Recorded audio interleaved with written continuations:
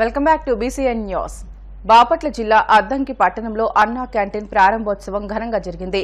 రాష్ట్ర విద్యుత్ శాఖ మంత్రి గొట్టిపాటి రవికుమార్ ముఖ్య అతిథిగా పాల్గొని అన్నా క్యాంటీన్ ప్రారంభించారు. అనంతరం ఆయన మాట్లాడుతూ ముఖ్యమంత్రి నారా చంద్రబాబు పేదల ఆకలి తీర్చేందుకు అన్నా క్యాంటీన్ కు శ్రీకారం చుట్టినట్లు తెలిపారు. గడిచిన 5 సంవత్సరాల్లో అన్నా క్యాంటీన్ రద్దు చేయడం జరిగిందనమాట. గతంలో మన ప్రభుత్వం తెలుగుదేశం ప్రభుత్వంలో అన్నా క్యాంటీన్ ద్వారా రోజుకి 500 మందికి మధ్యాహ్నం భోజనం కానీ పొద్దునే టిఫిన్ కానీ మళ్ళీ సాయంత్రం భోజనం పెట్టి చాలామంది పేదలకి ఆకలి తీర్చే కార్యక్రమం పెట్టాం. ఇవాళ మళ్ళీ ఈ ప్రభుత్వం అధికారంలోకి వచ్చిన తర్వాత ఇచ్చిన మాట ప్రకారం గతంలో మన ఎలక్షన్ అప్పుడు తిరిగేటప్పుడు కూడా చాలామంది అడిగారు నన్ను, ఏమంటే మన గవర్నమెంట్ వస్తే అన్నా క్యాంటీన్ ఓపెన్ చేస్తారండి. తప్పకుండా చేస్తామని చెప్పాం. ఇవాళ అన్నా క్యాంటీన్ ఓపెన్ చేయడం చాలా ఆనందంగా ఉంది. అదే కాకుండా ఈ ప్రభుత్వం అధికారంలోకి వచ్చిన దగ్గర నుంచి 60 రోజులు దాటింది. ప్రతి నెల కూడా ఏదో ఒక కార్యక్రమం, మంచి కార్యక్రమం తీసుకుంటా ముందుకెళ్తున్నాం. ఫస్ట్ పెన్షన్లు తీసుకున్నాం. ఇచ్చిన మాట ప్రకారం 3000 నుంచి 4000 చేసాం. వికలాంగులకైతే 3000 నుంచి 6000 చేసాం. పూర్తి వికలాంగులకైతే దాదాపు 15,000 రూపాయల దాకా పెంచడం జరిగిందనమాట. ఒక కార్యక్రమం చేసాం. అదేవిధంగా ఇంకోటి ముఖ్యమైన కార్యక్రమం ఏంటంటే ప్రజల్ని భయప్రాంతులు చేసే ల్యాండ్ చట్టం, దాన్ని రద్దు చేయటం, ల్యాండ్ టైటిలింగ్ యాక్ట్ని రద్దు చేయడం జరిగిందనమాట. ముఖ్యంగా అంటే ప్రజల్ని ఒక దుర్మార్గుడు పరిపాలన నుంచి విముక్తి కలిగించాం. ఎందుకంటే ల్యాండ్ టైటిలింగ్ ద్వారా కొన్ని వేల ఎకరాలని దోచుకోవాలని ప్రయత్నం చేశారు. వాటిని విముక్తి కలిగించడం జరిగిందనమాట. రెండోది ఇవాళ మంచి కార్యక్రమం చేసుకుంటా ఉన్నాం అనమాట. ఇచ్చిన మాట ప్రకారం ఏదైతే మనం ఎలక్షన్ క్యాంపెయిన్లో కానీ ముఖ్యమంత్రి గారు ఏదైతే చెప్పాడో ఆ రోజు సూపర్ 6 కానీ అవన్నీ కూడా తప్పకుండా ఒకదాని తర్వాత ఒకటి చేసుకుంటూ వెళ్తాము. చాలా పెద్ద ఎత్తున విద్యుత్ సంస్కరణలు కూడా తీసుకొస్తా ఉంది ఈ ప్రభుత్వం. గడిచిన 5 సంవత్సరాల్లో ఒక్క కార్యక్రమం కూడా విద్యుత్ సంబంధించి గడిచిన ప్రభుత్వం ఒక్కడు కూడా చేయలేదు. ఒక లాభసాటి వ్యవస్థగా, సొంత లాభసాటిగా వ్యవస్థగా దాన్ని వాడుకోవడం జరిగిందనమాట. ఇవాళ ఈ ప్రభుత్వం వచ్చిన తర్వాత ముఖ్యంగా కొత్త ఉత్పత్తిని పెంచాలనే ఆలోచనతోటి ముఖ్యమంత్రి గారు ఒంగోలులో అన్నా క్యాంటీన్ను మంత్రి డోలా బాల వీరాంజనేయ స్వామి ప్రారంభించారు. భవిష్యత్తులో ఏ ప్రభుత్వం వచ్చినా క్యాంటీన్ల నిర్వహణకు ఇబ్బందులు లేకుండా శాశ్వత నిధి ఏర్పాటు చేస్తామని అన్నారు. ఏ ప్రభుత్వం వచ్చినా క్యాంటీన్ కొనసాగేలా శాశ్వత నిధి ఏర్పాటు చేస్తామని మంత్రి పేర్కొన్నారు. ప్రజల విరాళాలతో అన్నా క్యాంటీన్లు శాశ్వతంగా కొనసాగుతాయని, అన్నా క్యాంటీన్లో 5 రూపాయలకే అల్పాహారం, భోజనం అందిస్తున్నట్లు ఆయన తెలియజేశారు.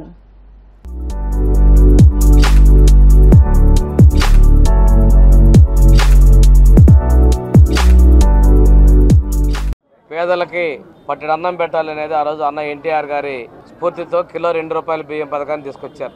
అదే స్ఫూర్తితో మన ప్రీతమ నాయకులు చంద్రబాబు నాయుడు గారు 2014-19 మధ్యలో ఉన్నప్పుడు 17లో అన్నా క్యాంటీన్లు తీసుకొని వచ్చి ఉదయం పూట బ్రేక్ఫాస్టు, మధ్యాహ్న భోజనం, రాత్రి భోజనం 5 రూపాయల చొప్పున రోజు 15 రూపాయలకి నాణ్యమైన భోజనం, రుచిగా శుచిగా ఉండేటువంటి భోజనాన్ని అందించడం జరిగింది.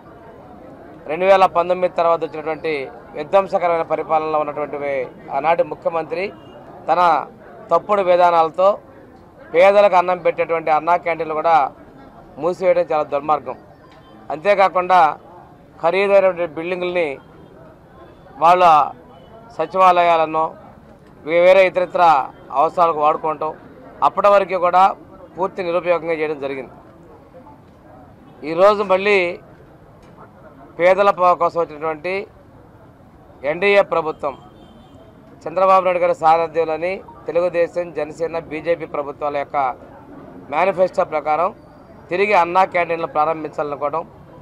ఇవి నిన్న గౌరవ ముఖ్యమంత్రి గారు గుడివాడలో లాంఛనంగా ప్రారంభించారు. ఈరోజు మన ప్రకాశం జిల్లాలో 5 అన్నా క్యాంటీన్లు ప్రారంభిస్తున్నారు. ఒంగోలు నగరంలోనే 4 క్యాంటీన్లు, చేమకుర్తిలో 1 ఉదయం కలెక్టర్ గారు, అక్కడ విజయ్ కుమార్ గారు శాసనసభ్యులు ప్రారంభించడం జరిగింది. ఈరోజు 100 ప్రారంభించినప్పటికి కూడాను ఈ నెలాఖరులోపు మిగిలిన క్యాంటీన్లు కూడా గతంలో పనిచేస్తున్నటువంటి క్యాంటీన్ల మొత్తాన్ని కూడా తిరిగి పునరుద్ధరణ చేస్తారు.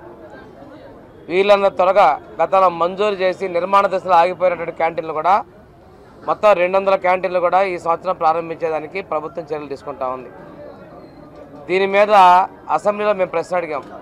బిల్డింగ్లు కట్టాం, పేదలకి ఉచితంగా ఐదు రూపాయలు రోజు 15 రూపాయలకే 3 పూట్ల కడుపు నింపుతున్నాం. ఈ పథకాన్ని కొనసాగించండి, మీ నాయకుడి పేరు పెట్టుకోండి, మీకు అలవాటే కదంటే ఆనాటి మంత్రి బొత్స సత్యనారాయణ గారు లేదు మేము కొనసాగిస్తామని చెప్పి సభాసాక్షిగా చెప్పారు. ప్రజలను పూర్తిగా మభ్యపెట్టారు, మోసం చేశారు. దీనికి ఈ పథకాన్ని మేము ప్రారంభిస్తే మొన్న అతను బిచ్చగాళ్ళు, పేదలను బిచ్చగాళ్ళతో పోల్చినటువంటి శాసనసభ్యులు ఆ పార్టీలో ఉన్నారు. తిరుమల శ్రీవారిని శనివారం పలువురు ప్రముఖులు దర్శించుకున్నారు. వీఐపీ విరామ సమయంలో స్వామిని ప్రముఖ సీనియర్ డైరెక్టర్ కె రాఘవేంద్రరావు దర్శించుకుని మొక్కులు చెల్లించుకున్నారు. శ్రీవారి దర్శనం అనంతరం రంగనాయకుల మండపంలో వేద పండితులు వేద ఆశీర్వాదం చేయగా ఆలయ అధికారులు పట్టు వస్త్రాలతో సత్కరించి స్వామివారి తీర్థ ప్రసాదాలు అందజేశారు. ఈ క్రమంలో ఓ ఫోటోగ్రాఫర్ను రాఘవేంద్రరావు గుర్తుపట్టి పిలిచి ఆప్యాయంగా పలకరించారు.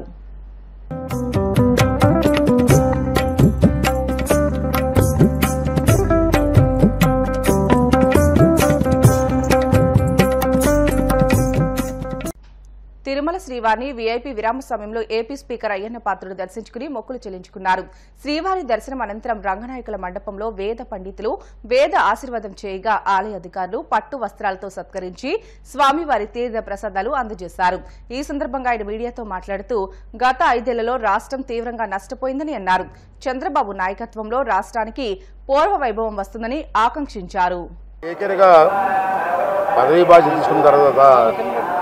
స్వామివారి దర్శనానికి మొదటిసారిగా రావడం జరిగింది.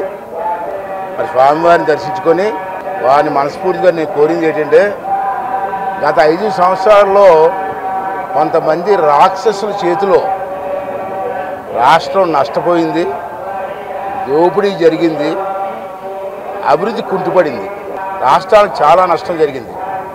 అంచేత మళ్ళీ మంచి రోజులు వచ్చాయనుకుంటున్నాం. మేము ప్రజలందరూ కూడా మంచి తీర్పు ఇచ్చారు, పనిచేసే నాయకుని ఎన్నుకున్నారు. అతని నాయకత్వంలో రాబోయే 5 సంవత్సరాల్లో మళ్ళీ రాష్ట్రానికి పూర్వ వైభవం రావాలని చెప్పి స్వామివారిని మనస్ఫూర్తిగా కోరుకోవడం జరిగింది. అందుకే ఫ్యామిలీ మొత్తం వచ్చి స్వామివారికి దర్శనం చేసుకోవడం జరిగింది. ఇండిపెండెన్స్ డే ఎందుకు చేసుకున్నాం? మనం ఎంతోమంది దేశ స్వాతంత్రం కోసం త్యాగాలు చేశారు, ప్రాణాలు అర్పించారు. నేను ప్రజలందరినీ ఒకటే కోరుకుంటాను, ఈ సందర్భంగా మన కోసం, మన భవిష్యత్తు కోసం, దేశ భవిష్యత్తు కోసం ఎంతోమంది మహానుభావులు ప్రాణత్యాగం చేశారు. అది మనం గుర్తుంచుకోవాలి. ఎందుకంటే మనం అడిగింది ఏంటి? మన దేశానికి స్వాతంత్రం కావాలని. మరి పెద్దలందరూ కలిసి ప్రాణాలు కూడా అర్పించి మనకు స్వాతంత్రం ఇచ్చారు. మనం అడిగిన స్వాతంత్రం మనకు ఇచ్చారు. వాళ్ళ బాధ్యత అయిపోయింది. ఇంకా మన బాధ్యత ఏంటంటే వాళ్ళు ఇచ్చిన స్వాతంత్రాన్ని మనం స్వీకరించి మనం కూడా బాధ్యతగా ఉండి ఈ దేశాన్ని, ఈ రాష్ట్రాన్ని అభివృద్ధి చేసి ఆ అమరజీవుల తాలూకు రుణం తీర్చుకోవాల్సిన అవసరం ఉందని చెప్పి ప్రజలందరికీ కూడా మీ మీడియా ద్వారా విజ్ఞప్తి చేస్తూ ఆ స్వామివారి ఆశీస్సులు ఎప్పుడు కూడా చంద్రబాబు నాయుడు గారికి, ప్రభుత్వానికి, ప్రజల మీద ఉండాలా, ఈ రాష్ట్ర అభివృద్ధి చెందాలని మనస్ఫూర్తి కోరుకుంటూ. తిరుపతి జిల్లాలో చెడ్డీ గ్యాంగ్ హల్చల్ చేస్తుంది. తిరుచానూరులో చెడ్డీ గ్యాంగ్ కలకలం రేగింది. కొత్తపాలెం లేఅవుట్లోని ఓ ఇంటి ప్రహరీ గోడ దూకి దొంగలు ఇంట్లోకి ప్రవేశించారు. బీరువాలోని నగలు, నగదుతో పరారయ్యారు. బనియన్లు, డ్రాయర్లు ధరించి ఒంటికి ఆయిల్ రాసుకుని మారణ ఆయుధాలతో దొంగలు ఇంట్లోకి ప్రవేశించిన దృశ్యాలు అక్కడి సీసీ కెమెరాల్లో రికార్డు అయ్యాయి. బాధితుడి ఫిర్యాదుతో కేసు నమోదు చేసుకున్న పోలీసులు దర్యాప్తు చేపట్టారు. చెడ్డీ గ్యాంగ్ ఎంట్రీతో తిరుపతి జిల్లా పోలీసు యంత్రాంగం అప్రమత్తమైంది. పరార్లో ఉన్న దొంగల ముఠా కోసం ప్రత్యేక గాలింపు చర్యలు చేపట్టారు.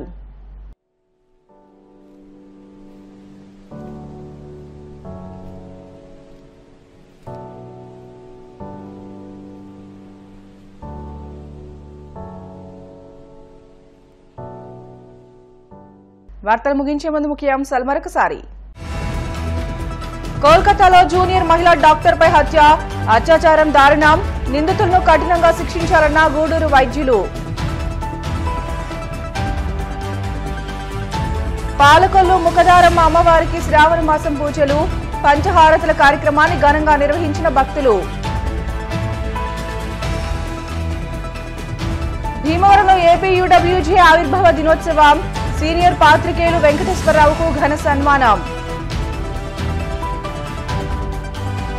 తిరుమల శ్రీవారి సేవలో స్పీకర్ అయ్యన్న, చంద్రబాబు నాయకత్వంలోనే రాష్ట్రానికి పూర్వ వైభవం వస్తుందని ఆశాభావం. ఇవి ఇప్పటివరకు బులెటిన్లోని అప్డేట్స్. మరిన్ని వార్తల కోసం BCN digital YouTube channel, Facebook పేజీని ఫాలో అవ్వండి. అప్డేట్ వార్తల కోసం ప్లీజ్ డూ సబ్స్క్రైబ్.